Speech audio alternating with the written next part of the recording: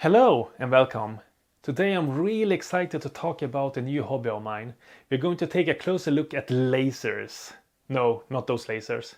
We're going to talk about diode lasers. But what are diode lasers? Honestly, I barely know myself. I'm new to this, so I was planning for us to take a look at it together. My name is Andreas and I live in northern part of Sweden. I love to explore new things and try them out, especially when it comes to new electronics and tech. Throughout my youth, I spent a lot of my time with card trading game, and later that turned into a tabletop miniature hobby. Going from there, I became a content creator that posted videos about my hobbies and got myself a video and photo studio together with plenty of my video gear. Then I stumbled upon 3D printing and I dived deep into that, and I would learn myself to use Fusion 360 to design my own things and print them. It was such a fun hobby and I still use today. But now I have found something completely different. Today we are going to talk about laser engraving and cutting. So when it came down to picking a laser for me, there was basically two different options. It was either a CO2 laser or a diode laser. For me, I wanted something that had enough power to cut through slightly thicker materials, and something that would fit in my room, because right now I don't have the biggest space. So in the end I thought that a diode laser would fit me better, because the CO2 lasers came in these big bulky boxes. I also had a budget set up for myself for my first ever laser, so I needed one that could get me introduced to the hobby and learn many of the parts that comes with the laser engraving. After some research, I found out a fitting laser that filled all of these things I was looking for.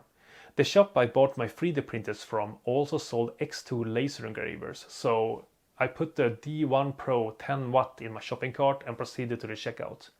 But before I fully finished the payment, I realized that I probably needed a few more things than just the laser. So looking around, I found many accessories for it. So I also added a honeycomb bed, air assist, extra legs, another pair of extra legs, because the RA2 Pro needed the legs as well.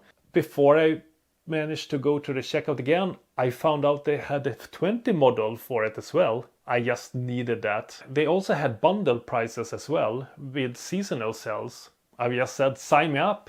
So in the end I got myself a D1 Pro 20 watt with the infrared laser and all the add-ons I earlier mentioned. My budget was long gone, but who can blame me? I was now ready for everything. Good thing, from living inside Europe, xTool shipped out from a storage facility in Germany, so no import fee was needed for me. It took just about 1 week to get it. It came very well packed, and all the parts from the box looked very high quality and felt really good. Putting it together was very easy. Even my 6-year-old daughter could easily put the frame together. As Swedes, we have a natural talent using the Allen key.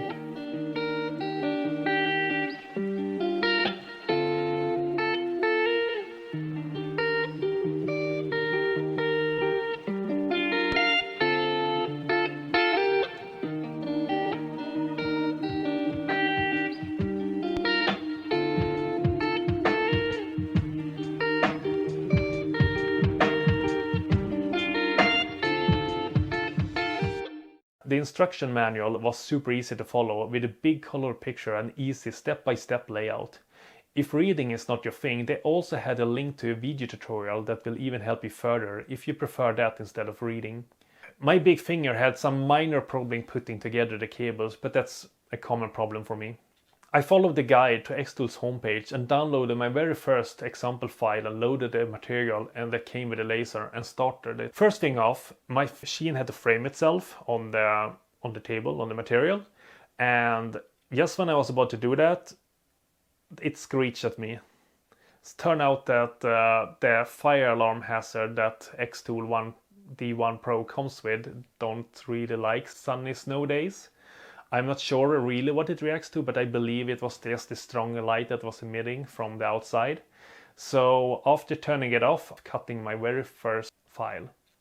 It was truly something to watch my very first laser do its very first job, and after just a few minutes I had cut myself a mobile phone stand.